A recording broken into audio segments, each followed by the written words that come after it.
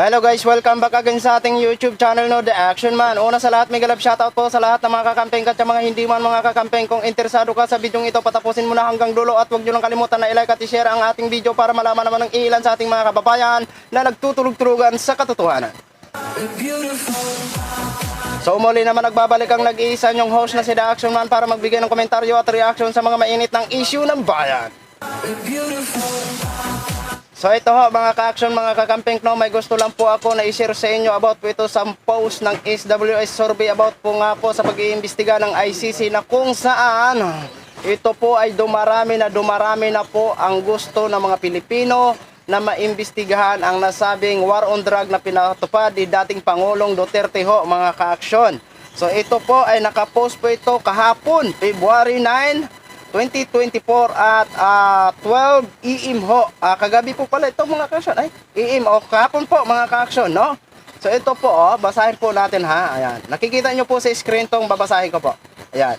Public approval of ICC drug war probe growing. Sus, Mariusep. Ito na po ang atin masasabi mga ka-action. Marami na ang namumulat sa katotohanan at marami na ang gusto na malaman ang katotohanan ho mga ka-action. Wala naman po talaga akong nakikitang problema dito mga ka-action regarding dito sa pag-imbestiga ng ICC nga po mga ka-action. Kasi ito naman po ay ano naman po ito gusto lang na malaman ng taong bayan ang katotohanan, di ba? So sa side kasi dito nila dating Pangulong Duterte, kung wala naman talaga silang ginawang paglabag sa batas, bakit naman ho sila matatakot? Pero sabi nga nila, hindi daw ho sila takot po mga ka-action. So alam nyo naman po, ang mga sinasabi ni dating Pangulong Duterte sa social media, no? Handa daw siya makipag-anuhan at hindi po daw siya magpapahuli ng buhay. Okay, ito po, basahin ho natin ulit. Ayan.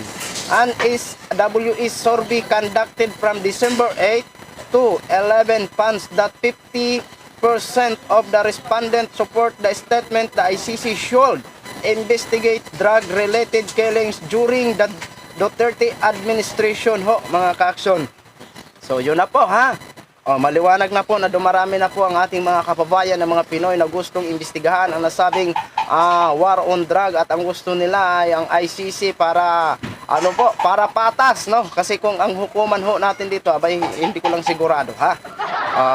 Mas maganda po yung International Criminal Court ang mag-imbestiga sa nasabing war on drug para wala po silang papanigan, wala po silang kikilingan at yan po ang napili ng mga pamilyang na biktima ho mga ka-action ng panahon ng war on drug. Ang ICC ang gusto nila na mag-imbestiga para malaman ang katotohanan, no? Kaso nga lang po sa panig ng mga DDS, sobra ho silang napapanik, which is hindi naman po gumagawa ang kung ano-ano. Sila lang naman po ang gumagawa ng issue para mapanik ang kanilang sarili, di ba? Alam naman po natin ang mga burobalita na about nga po sa arrest warrant, wala pa namang katotohanan na mag-issue ho ang ICC ng arrest warrant.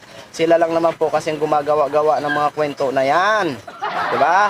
So alam naman po natin na kahit ang PNP na si Colonel Jean Fajardo ng Quezon City, nagsalita na po mga ka-action na sila mismo hindi rin nila alam kung saan nakuha ni Roque at ni Duterte ang nasabing informasyon about sa issue ng arrest warrant, di ba?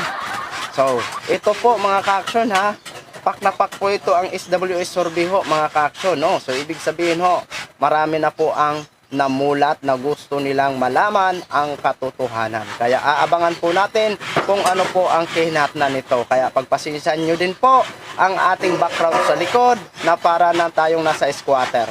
Diba? Pinakita ko naman kagabi sa live nyo kung anong sitwasyon natin kagabi. So yun lang po muna ang latest update natin. Ako po ang inyong lingkod, si The Action Man. Maraming salamat po sa ating mga viewers Luzon, Visayas, South Mindanao, all over the world. Ako po ang inyong lingkod, si The Action Man. Have a good day, everyone! Beautiful.